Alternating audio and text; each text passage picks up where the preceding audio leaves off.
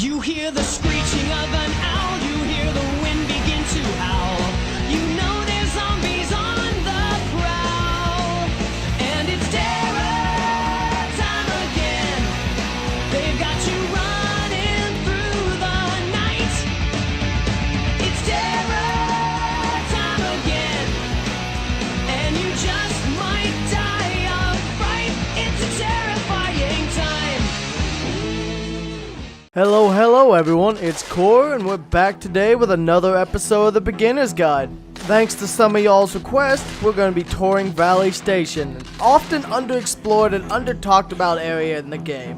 I mean, most people only know of it because it has the mall in its section. But before we cross that bridge and dive in, let me thank our artist FOXFIRE for her lovely artwork. Be sure to check her work out down below and catch her on stream over at Twitch. One last thing I'd like to note is due to the fact that this region's size is larger than some of the towns we previously covered, I'm going to be grouping, say, small towns and points of interest if they happen to be fairly close to one another, such as say the hunting lodge, the shooting range, and such in the one term. Now let's begin, shall we?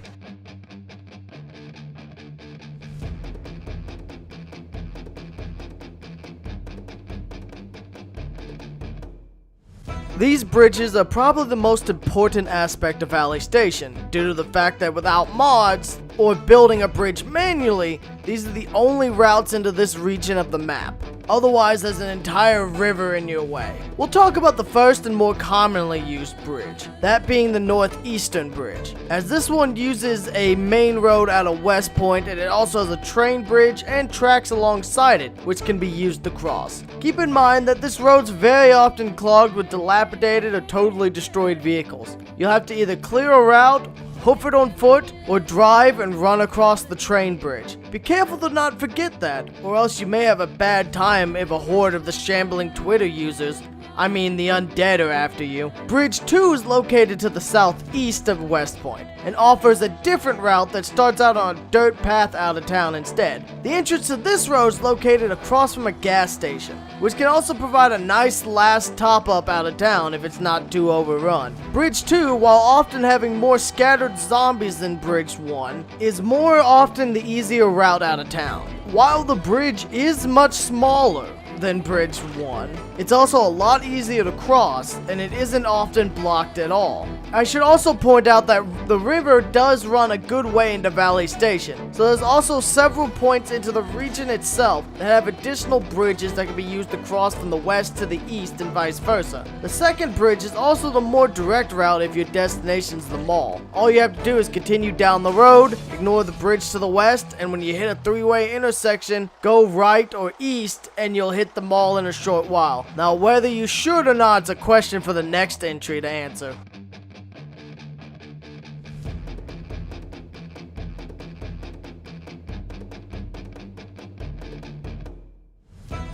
The quintessential zombie survival base. Popularized due to films like George Romero's Dawn of the Dead, this is one of the first places that come to mind for any survivor, and why wouldn't it? I mean, it's a large structure that could in theory house and feed large amounts of people, with large sturdy walls and shutters protecting most routes into the mall and the stores themselves. It seems like a good pick, right? Well, unfortunately, due to the fact that pretty much everyone's had that thought, not to mention the possibility of the outbreak having started in a large shopping center like this, means that this place is teeming with extreme hordes of the undead. Forget about shopping till you drop, you'll be chopping till you drop. I mean, I killed over 600 zombies by hand just around the cinema complex, and then I resorted to the classic burn them out and run a siren tactic because there was just too many of them. And keep in mind though, the burn them out strat's less effective here than it is in town, due to the fact that many of the zombies were just the parking lot dead. That means you're still gonna have to clear the inside mostly by hand. So we didn't even make it into the mall before we killed 500 plus, and this is only the start of Survivor. You come here 6 months later, the multiplier will have run rampant, and you better be ready to fight for your steak. Now, once you've gotten inside and cleaned it out, then the world is your oyster. You have the world's largest base. But really, what you're here for is the insane amount of supplies. Pretty much any type of loot can spawn inside the mall. from hardware to guns and ammo, clothing, food, and more. This place is an amazing haul of loot, but only if you're prepared to fight with hundreds upon hundreds of zombies, where you can silently carve and sneak a path through and hope you don't get too easily noticed. Honestly, a combination of blasting and burning could work effectively here. Shoot them up and burn what you can't shoot in time. But even then, there's so many that may be stealth or even just avoiding this place entirely until multiplayer's back. And you can bring a bunch of buddies who are heavily armed to take this place. Or clear the place out in waves. I mean, I probably killed 1,500 between my axe, gun, and fire. Around the mall is also a bunch of useful businesses, a movie theater, a gas station, a bunch of food places. So if you can't get into the mall, it might be worth just using the outskirts as a top-up point and then heading on.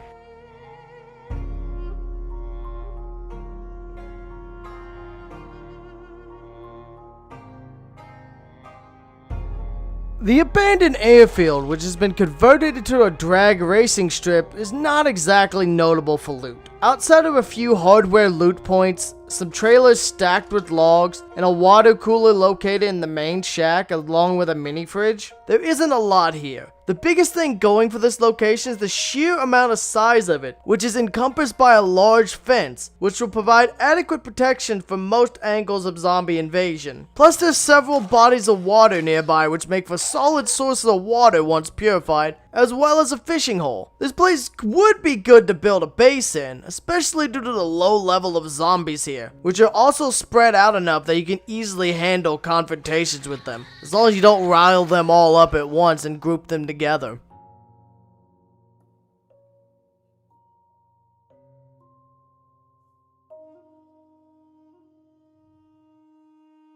One thing the Zomboid team pretty much nailed about the Valley Station area is just how empty and decrepit it really is. I recently took a trip out there because I live in Kentucky to check out the local IRL gun range Knob Creek. And damn is most of the place a rundown hovel. So many of the businesses are out of business and so many of the buildings are just old and falling apart. Which there's a few trashed and falling apart buildings in this part of the map, such as the old abandoned cabin which is missing the door, parts of the walls, a nearby business is empty and littered with garbage. I call this the dock town sometimes because the two most notable features in this area is the town's dock and the construction site. Outside of these, there's one small shop, one food market, and one diner. There's a burger joint and a bunch of smaller houses, but there's not much of particular note in this portion of the map.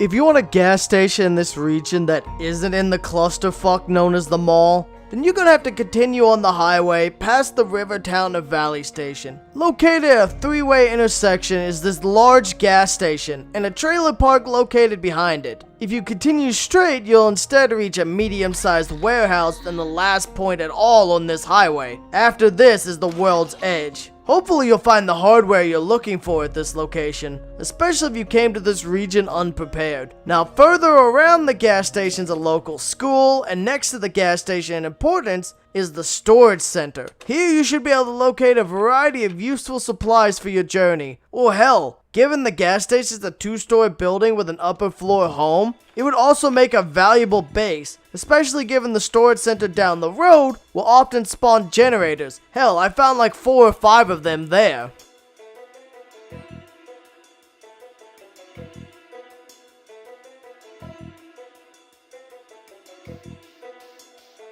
The hunting town, as I like to call this region, because it's home to that goddamn hunting lodge I had to travel to do all the setup for the vaccine mod that annoyed me. But this area does have quite a bit of value to those looking. Not only does the hunting cabin have plenty of value with both itself and the butchery building off to its side, but there's the entire shooting range here, which is pretty much supposed to be the Knob Creek gun range. And it can definitely yield some nice amounts of DACA between these two places, which you'll need to please Gork and Mork, you gits! Now to the south of this town is another cafe. Enjoy some nice hot zombucks while you're in the areas you may need the caffeine boost. To the west of the lodge is a small hotel, a nicely sized bar, cause what mixes better than loaded firearms and alcohol, as well as a decent amount of homes in the area to search. My favorite part of this town is the fact that the hotel's named the Guns and Blaze Inn. I can't resist a good pun, and it's a good one to hotel to you.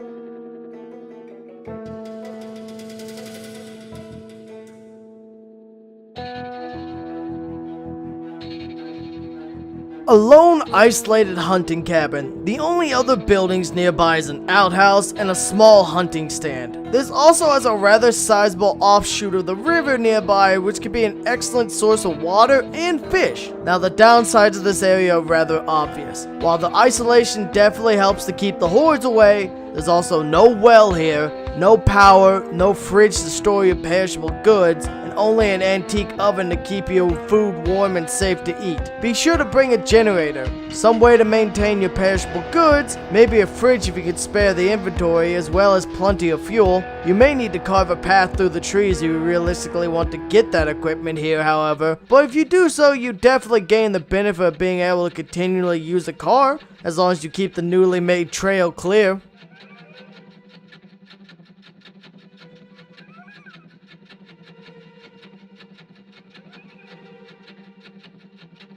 The northeastern portion of the map is entirely dominated by several farmsteads, with a few regular homes dotting the area. Use the map pics I took for reference for which farmstead I'm referring to. Farmstead 1 is the first you'll likely come across, unless you happen to take the suicidal route through the mall, in which case I hope you hauled ass and managed to not have too many follow you out. Continue past the suburbs composed of a bunch of blue houses and take the first south turn. Continue along that path and you hit the first farmstead. This farmstead is very large, having 3 tool sheds on the property as well as 2 barns, a chicken coop, and another smaller 2-story house. Not a bad choice in base, especially for isolation, but we can do better. Farmstead 2 is personally my pick for a local farm base. It's one of the largest, with 3 homes, 4 tool sheds, an animal stables, a garage, and best of all, a small lake which is just perfect for fishing and water. Plus, it's right down the road from Farmstead 1. If you continue directly west on that road, you'll arrive back at the gas station region,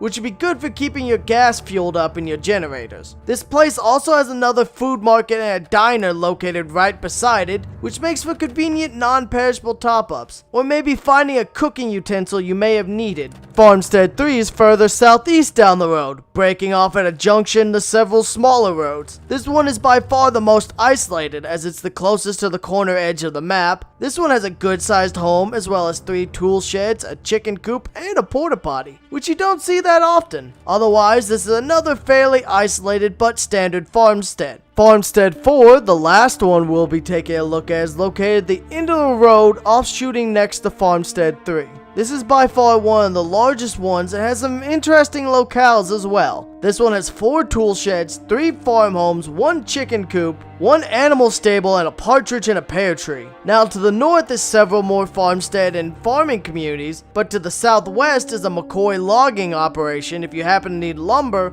or more importantly, potential hardware tools. And to the west of this community is the next entry on this list.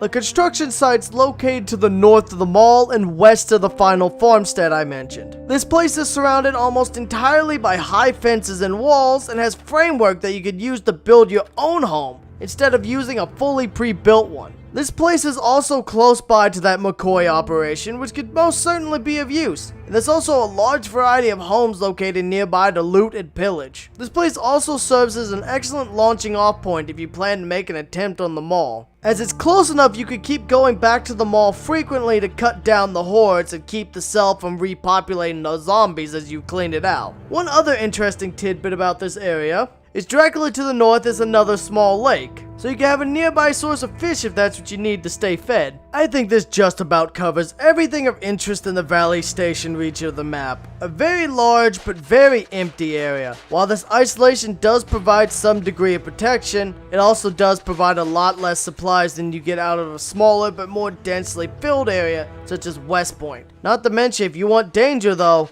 the local mall will have you covered in spades. With no exaggeration, there is hundreds to thousands of zombies located in this area. If you want to take this, I highly recommend you base nearby, keep the cell from refilling, and just slowly chip away at the area's numbers. I hope you've enjoyed this video. Thank you for supporting the content. Be sure to check the description and support the artist as well. This has been Core. Thank you for watching, and I'll see you next time.